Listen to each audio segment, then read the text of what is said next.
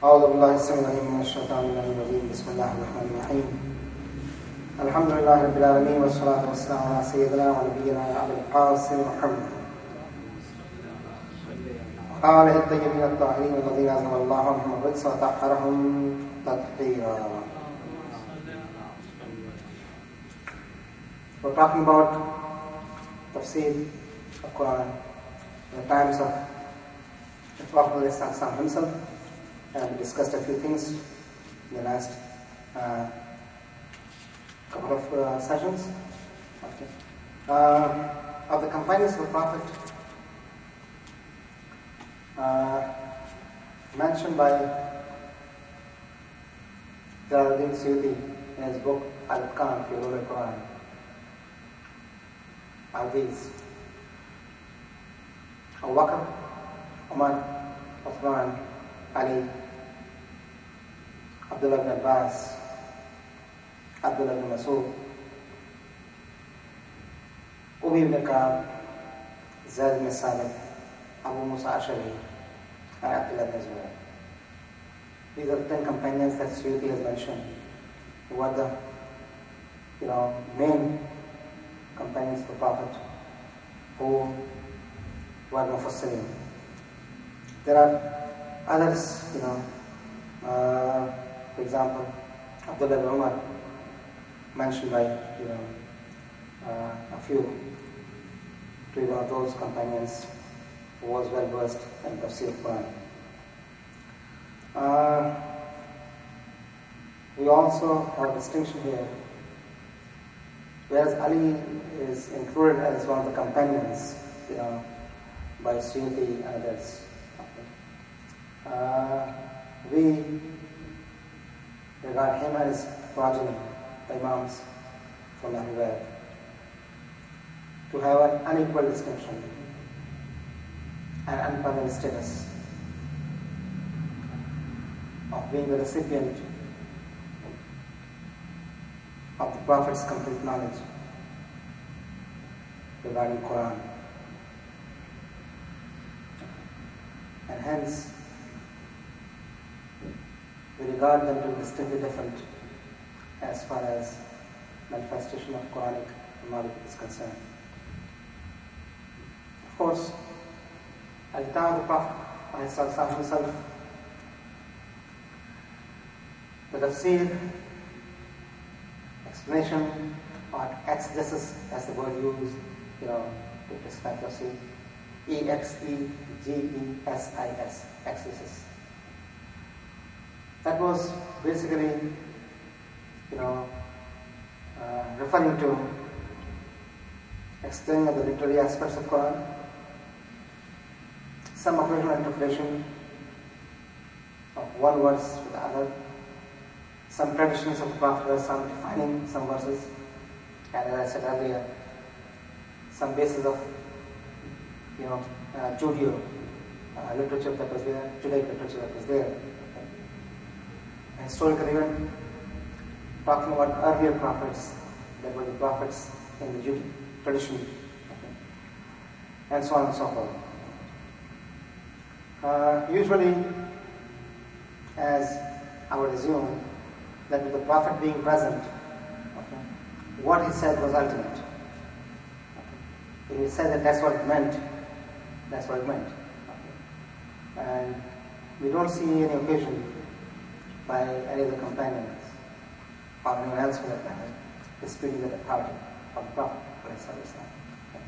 And as I said earlier, that to me, not only did the Prophet deliver the message in terms of Quranic verses, but also the explanation of those verses where explanation was needed. This continued, and this is just an overview that we are doing, and inshallah we'll go into details coming lectures.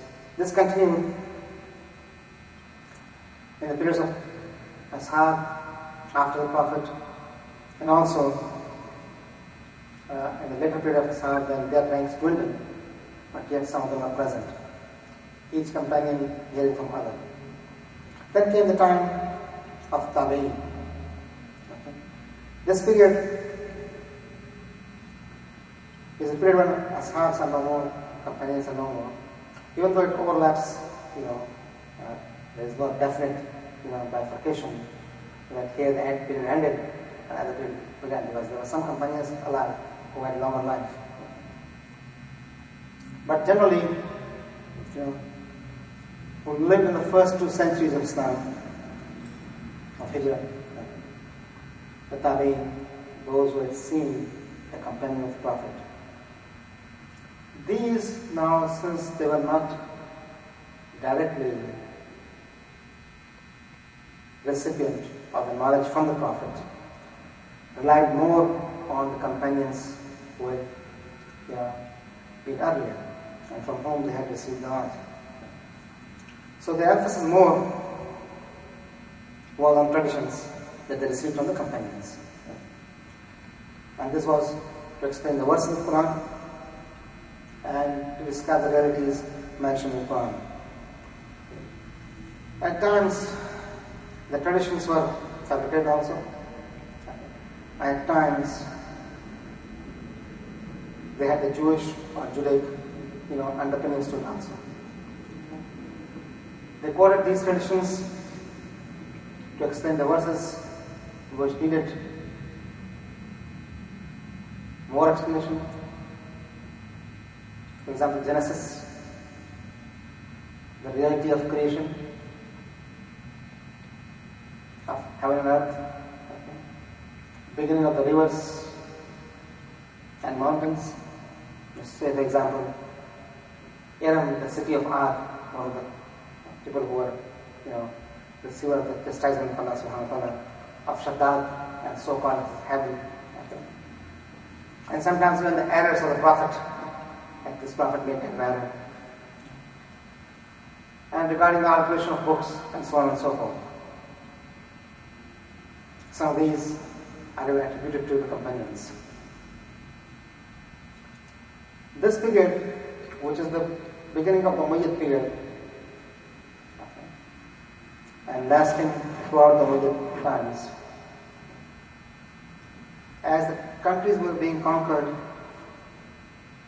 Muslims came in contact with people who were defeated, vanquished,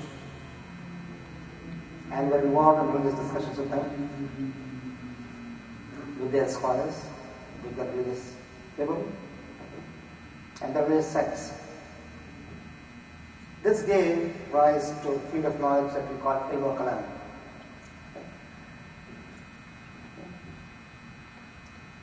The way to discuss things, the way to argue things, the knowledge that's used in counting arguments, for example, ilm al-kalam.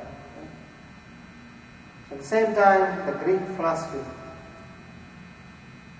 was being translated into Arabic. And the process gained much more momentum in the Abbasid period. And this created a taste for so-called intellectual or philosophical discussions, arguments in the Muslim intelligentsia.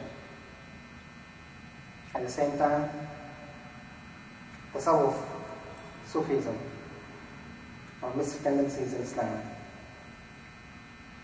became common, as it held out for some a promise of revealing realities of religion through self-discipline, severe self-discipline, and rigorous training and remembrance of Allah subhanahu wa ta'ala's names, dhikr. So they established monasteries where they would, only talk about Allah, go through ritual, rigorous training, to disassociate with the world and have their target only towards Allah subhanahu wa ta'ala. These people were looking at things in a completely different way.